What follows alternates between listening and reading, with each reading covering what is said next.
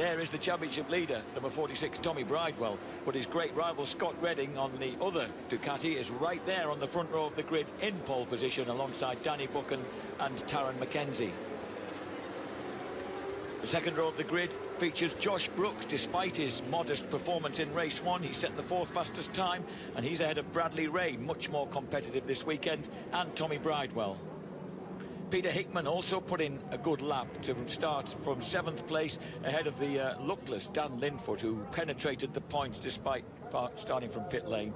Glenn Irwin is in 9th place, and then Christian Idden back on row 4 despite finishing 4th, with Luke Mossey and Luke Stapleford, who may or may not make it round to his position on the grid, and he certainly won't, because he's running to the side of the track right now. He's looking like he thinks he might have a chance of starting. No, he's left his bike somewhere. He's just running to get back before he gets trapped on the inside of the I track. see. Okay. So the former British Supersport champion sadly out before the race.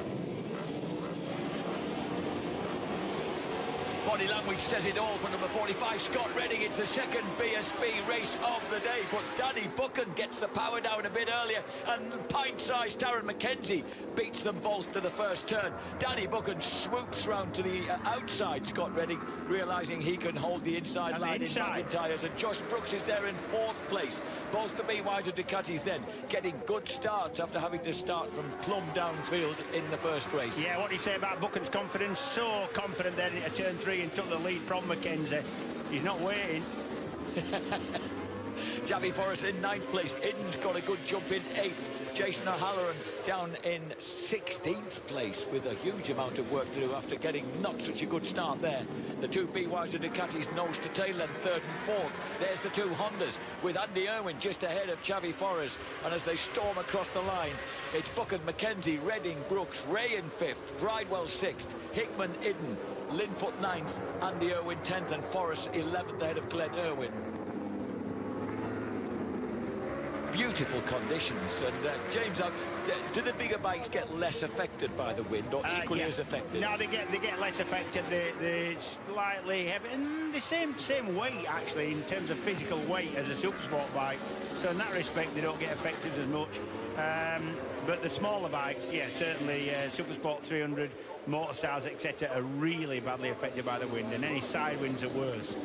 Oh, and look at that. Taron McKenzie was taking a line to try and out-accelerate the leader, Buchan, up the hill, but he got jammed under there by number 45, Scott Redding. So the BYs of Ducati, after telling us there was only one place he could pass, finds that there's an opportunity to take another. Yeah, I think Taron got it slightly wrong there. I think he left a little bit too much room.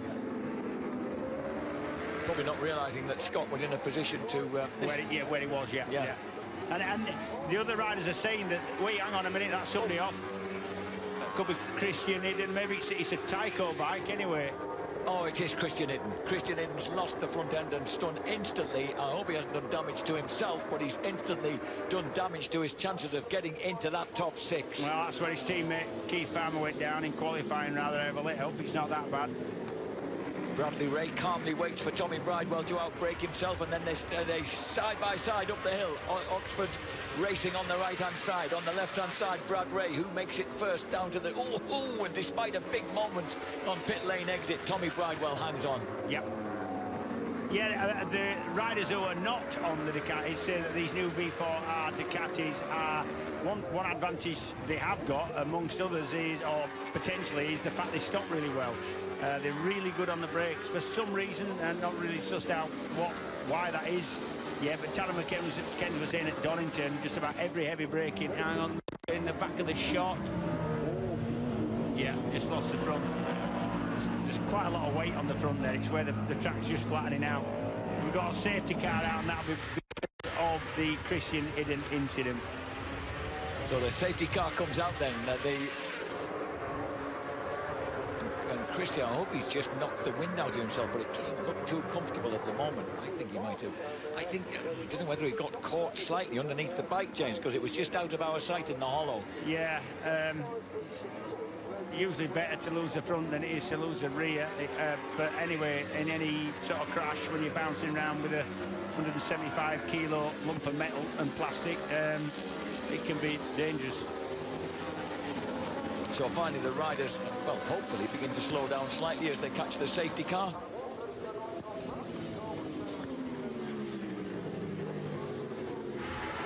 There is the safety car, so finally things might slow up a bit as Danny Buchan storms uphill ahead of Scott Redding, Taron McKenzie, Josh Brooks in fourth. Fastest lap of the race so far is Scott Redding's 47.878. Yeah, I don't think there's any debris on the track, so you can see they're going into that yellow flag being waved at that. I think it's the fact that Christian was in the track. Is still at the side of the track. But what I'm saying is they'll be able to see that, the riders will be able to see that going round, and they'll know when they've removed Christian and got him to an area of safety, then the bike's gone, there's nothing on the track, there's nothing to clear up, so then it'll be a fairly short time after that the safety car puts its lights out and comes in, so they'll know just about how long they've got behind the safety car. That was my point I was making, Jack. Where SC and the arrow is there is the spot where the safety car will pull off. Would that stand for safety car, Jack, that, do you think? It could be, yes. Even for us, even we get that. Safety car, turn right here, please. The lights are still flashing on the safety car at the moment, so it's not going to come in on this lap, I don't think. So everybody compresses then. At the moment, you can see the order down the left-hand side of your screen with Buchan, Redding, McKenzie, Brooks, Bridewell, Ray, the top six. Hickman, Linfoot, Irwin, Forrest up to 10th place. Glenn Irwin, the older brother, is in 11th. James Ellison, Luke Mossey, Jason O'Halloran, Claudio Corti down to 15th. Yeah, that's Christian still. Kind of, he's against the barriers now, and he's hurt himself. He has, because I tell you what, out of anybody on the grid, you would bet that Christian's one of the toughest. He's one of the nicest, but he is a tough lad. Yeah, he's ridden with a broken leg and all sorts of nonsense. He's like tough as an old miner's boot, is that boy? So 7th lap of 30 then. The safety car at the moment is leading this group around, and the lights have gone out, so the safety car will pull into that arrow and SC before the hairpin, and that will mean that from that point on, Danny can't be overtaken before he crosses the line. Yep, no, nobody can overtake anybody before they cross the line. So he just needs, everybody will just be looking for good drive up the hill, without actually overtaking an opponent, yeah, which is a bit quite tricky. A long way from where at most circuits the safety car comes in just before the line, this is there's quite a lot of track between the safety car coming in and the line, so we'll see. So you've got to do something slightly odd, which is get yourself set up over the crest of the hill, perhaps, for an outbreak. Yeah, you want a really good launch out the hairpin is what you want. To do that, you might have to drop it wide, maybe, and then a good run at the exit. Not knowing that no one can overtake you as you drop it wide, theoretically. Well, the safety car goes off. So this time then, Danny Buchan, you can see what Redding's idea is. He takes an enormous wide entry, knowing that Taron can't cut underneath him, and then gets the Ducati wound up the hill. Buchan leads the way. Tommy Bridewell was trying to put himself in a position to outbreak Josh Brooks, but couldn't quite make it. This is an exhilarating little racetrack. Yeah, it is, The plunges and the turns and the climbs. And it's an exhilarating one to ride as well. It's absolutely full on, Jack. You've no rest. I always felt it was a circuit that if you relaxed and settled into it like you would at Donington or Thruxton or one of the much more flowing circuits, you don't gain any time here. You would at Donington. If you attack Donington, you lose time. If you relax here, you lose time. You've got to attack this place. So once again, hard on the brakes, and look how deep the Ducati could go into the hairpin. Yep. And still pull strongly up the hill. Tom Bridewell has got the better of Josh Brooks, and here comes Redding. Redding gets terrific drive up the hill and lunges past number 83. Danny Buchan goes well wide. And Taron McKenzie takes advantage of that and tries to nip round Danny Buchan, then tries to cut back inside the tall Kawasaki man. Oh, and then there's a huge moment and Buchan retakes him. Yeah, that was a sketchy move from Taron there. I mean, it was a brave one. He had to try it, but because he went a little bit offline into Butchers, that actually cost him time at the chicane, yeah. So Buchan now again in second place, trying to hang on to the momentarily runaway Scott Redding. And look at this, there's Taron McKenzie kind of paying the price because he's open to attack from Bridewell. The Oxford Racing Ducati goes through. Josh Brooks behind him, ahead of Brad Ray. Peter Hickman having a good run in 7th place. Hickman is really going to benefit from the painful exit of Christian Hidden. But here comes Dan Linfoot. Linfoot eases through. And on that beautiful yellow and black Yamaha, he's through now into 7th place. Yep. Ready his last lap. Very quick lap. 47.826 against a 48. Well, actually, his last lap 47.705 for Danny Buchan.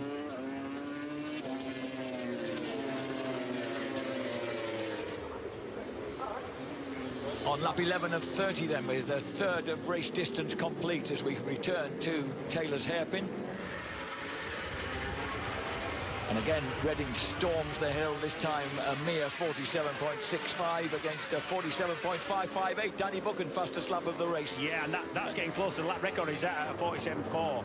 James, in this win, something you pointed out earlier in the afternoon, there were numbers scattering onto the straight there, the start and finish straight of the signaling boards. Yeah, I think people are getting numbers blown out of their hand when they're trying to put them into the signal boards. They've got to clip them in top and bottom.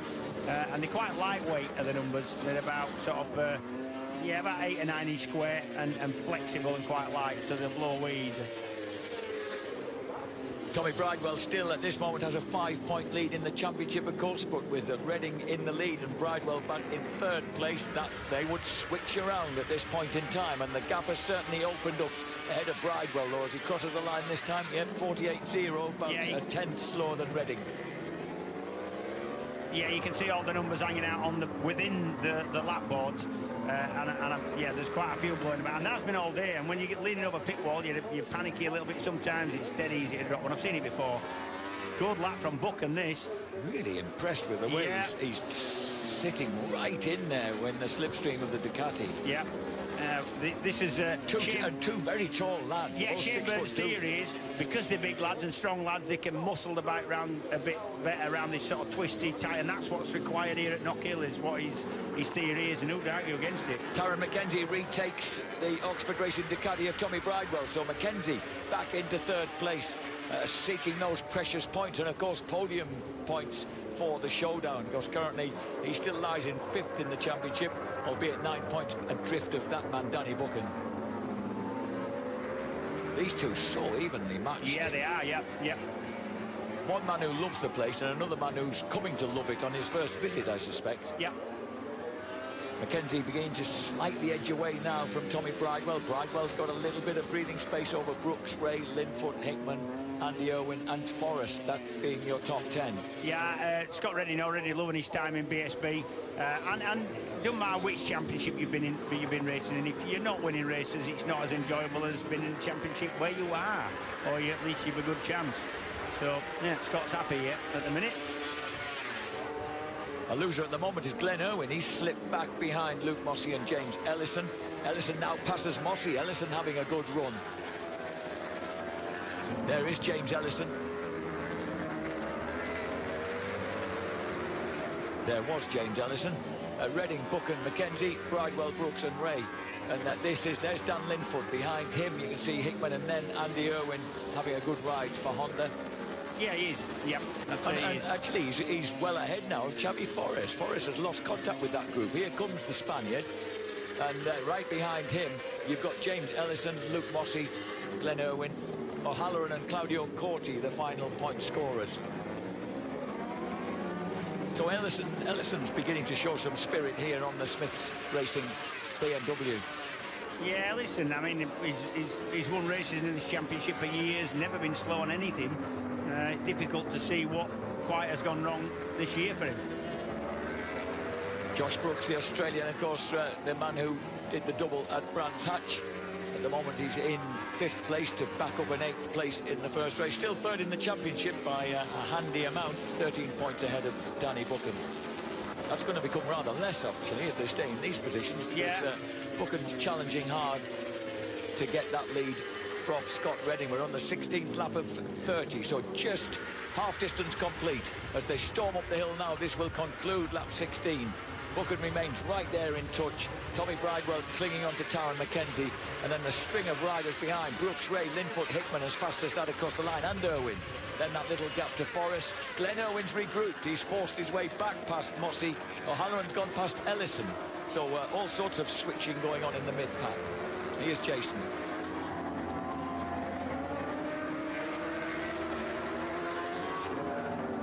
And already we have marshals being ordered to observe O'Halloran's McCann's Yamaha, just in case there's a bit of smoking going on there. I don't know whether that's the fact that we've...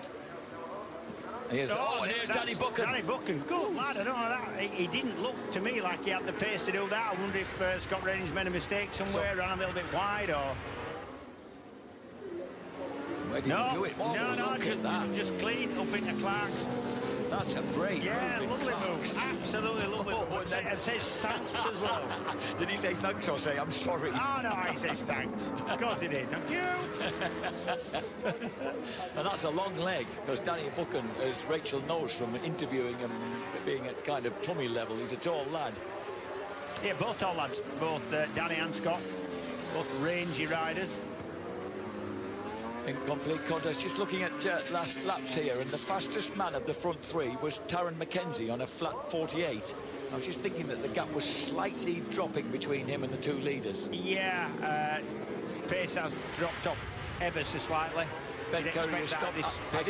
I didn't know whether Ben was actually going out for this race, but Ben Curry anyway has stopped. Yeah, well, they're on slicks. There's a lot more stress put on the body, and he's not fit yet. He's in so much pain with his foot. It was the reason he fitted wet in the first race, and it looked quite a stupid... Oh, hang on. Oh, is that Buchan? That's Buchan. Buchan's gone down. Buchan's gone down. There's a black and orange flag out. What does that mean? Danny Buchan has gone down. He's dropped the FS3 Racing Kawasaki when he was leading. Is it anything to do with O'Halloran? Yeah, black and orange flag will be O'Halloran, I think, but they knew the marshals were looking at it. Black and orange flag means you have to, and there'll be a number on a board. Let's have a look. Lost the front. Yeah. Riding so strongly. Buchan from, well, they say 0 to 0, just like that. Well. Oh, what a disappointment for Nigel and the team after the exultation of that race win earlier this afternoon. Yep, it was. And there's O'Halloran, and this time he has got off the track. He was docked grid positions for race 2 because he didn't leave the track at the first opportunity, having been given the black and orange flag. It's called a meatball flag. It's a black flag with an orange circle in the middle, and that means there's something wrong with your bike and you've got to get off the track immediately, because obviously if your bike's pouring oil, fuel, fluid out, you don't want to dump that on the track for other people to crash on. So, and he's done that this time. So lap 20 just about to be completed, and right now the race is in the hands of Scott Redding, and he will take that championship lead. Taron McKenzie is running in second place. Third place for Oxford Racing Ducati and Tommy Bridewell. Yeah, Taron McKenzie is doing about the same pace as Scott Redding up front, but he needs to be doing considerably more. He's got 9 laps left to catch him, and it doesn't look to me like he's got the pace to do it. So first, second and third then at the moment looking fairly established, but a battle royale going on behind, because Brooks cannot escape Bradley Ray. Bradley Ray under pressure from both Dan Linfoot and a very, very quick Andy Irwin. With Irwin having got the better of Hickman, and Glenn Irwin now there in 9th place behind his kid brother. Oh, here comes Andy Irwin now getting the better of Dan Linfoot. So Irwin's really on something of a mission here, but the Honda slips as he comes out of the airpin. Fortunately, Linfoot was right behind him and couldn't take advantage. Yeah, Linfoot's a bit unlucky there because he was looking at lining Brad Ray up. So that's Matt Trulove. Matt Trulove, it is Matt Trulove.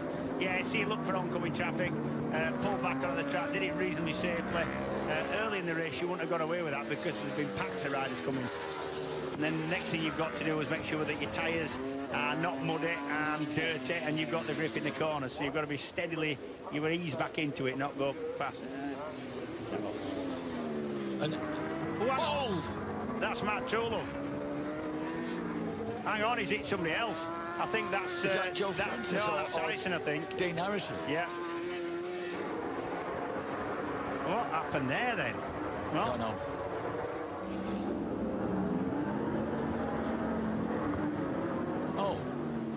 I thought you said he'd look. Oh, no. No, that was the second time. That's a lap after. So, yeah, you would think that, yeah, Dean Harrison won't be happy with that. What a pretty poor mistake there then from Truelove. Yep. On the 23rd lap of 30. Fastest man on track now is definitely Mackenzie. That bike is making some shapes. He is absolutely wringing its neck, isn't he? Tarrant Mackenzie doesn't want to settle for second here.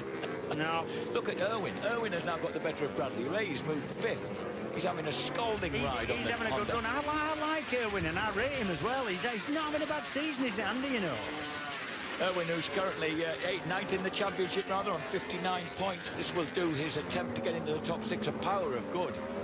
Yeah, and he's finding his feet a little bit when you talk to him, you know. He's getting a bit more confidence. He's a funny lad when you get to chat with him. He's and quite intelligent. He's Andy. I like him. He's a good lad. So Reading leads the way by 1.7 seconds now. This is the mid-pack battle still going on. Bradley Ray coming under a bit of pressure now from Peter Hickman. We're on the 24th lap of 30, so obviously 6 laps to go after this one. A little bit wide for Reading there, but he has that nice exit of the hairpin that seems to get him up the straight fairly well. And as he storms across the line, last lap they were absolutely identical. This time, 3/10 advantage to Mackenzie.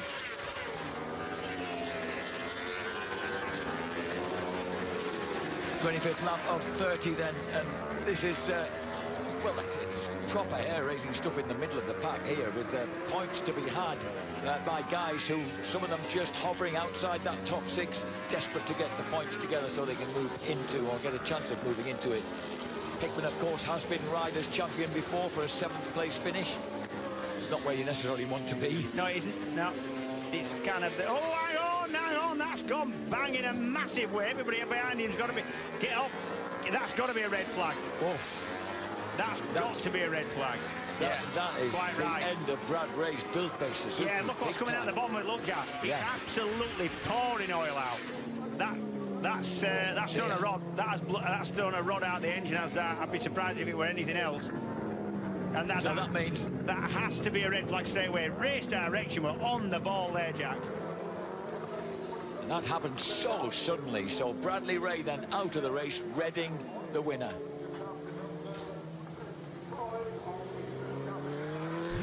Watch this, on the throttle, that's 3rd gear, so 4th gear, 5th gear, bang, and that's thrown a rod, and that's oil at really, really high pressure. You'd be amazed how quick it'll squirt out. Obviously, you've got exhaust that are red hot, the engine's hot. As soon as oil gets on that, you look at it that it doesn't go on fire, because sometimes it immediately bursts into flames. That's a big blow up. I'd like to see the state of poor Peter Hickman right now. He'll be coated in that stuff, would he? Yeah. Oh, you get it everywhere. It's all over you, yeah. He needs a proper shower. Hickman riding in, then he will be in 6th place. The unfortunate Bradley Ray will get nothing for his efforts. Scott Redding, Tarrant Mackenzie and Tommy Bridewell will step onto the podium. Brilliant. And a terrific reception for Redding at the hairpin. You can't not have respect for this man. He's come a BSB, he's not been scared of anything, he's learnt the circuits, and you've got to respect that. Brilliant. Josh Brooks, his teammate, finishes in 4th place, and Andy Irwin in 5th, and Dean Harrison having a chat with Truelove, and I think he's explaining her through simple rules of short-circuit racing, bless him. There's no nicer man in the paddock than Dean. Dean's a good lad, and he understands, and he's probably made similar mistakes to that himself in the past. We all have. And disappointment there for Bradley Ray. Joy, of course, for Scott Redding. He's won his 4th race of the season. He said he had to come here and do no less than win the championship. And right now he's on track to do that, because he's once again in the lead. And his team obviously delighted. And Danny Booker, fastest lap, but that's scant consolation, I think. It is, yeah. Lost the front. Obviously the bike's come down heavy on the rear because it's flattened the tyre there, it's punctured the tyre. So let's check out the results after that eventful race, with Scott Redding on the BYZ Ducati, 24 laps complete, taking the win from Tarrant Mackenzie and Tommy Bridewell. Josh Brooks comes out on top of that huge midfield scrap, with Andy Irwin 5th, Peter Hickman 6th, Dan Linfoot 7th. Luke Mossey gets 8th place for OMG Racing ahead of Glenn Irwin's Quattro Plant JG Speedfit Kawasaki, and James Ellison a top 10 for Smiths Racing. 11th place for Xavi Forres, a little bit disappointing for the Spaniard after that brilliant pole position and first race rostrum. Claudio Corti, his Italian rival, finishes 12th on the Team WD-40 Kawasaki ahead of David Allingham, Josh Elliott. Sam Coventry gets a point for 15th place. The rest of them, unfortunately, get nothing.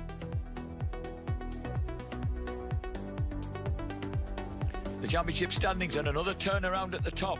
I suspect that Scott Redding is there. He is by 4 points from Tommy Bridewell. Josh Brooks, a further 31 points adrift of his teammate. Darren McKenzie on 128 moves past Danny Buchan on 119. Xavi Forres remains, fairly handily in the top 6 with a 20-point advantage over what is now a tie between Christian Idden and Peter Hickman. Idden had a 10-point advantage before that race. Andy Irwin in 9th place on 70. He too has moved within reach of a potential top 6. Dan Linfoot moves into the top 10. 11th place for Luke Mossey, a point ahead of Josh Elliott, his teammate, who's level with the unfortunate Jason O'Halloran, who, let's face it, has had 2 DNFs not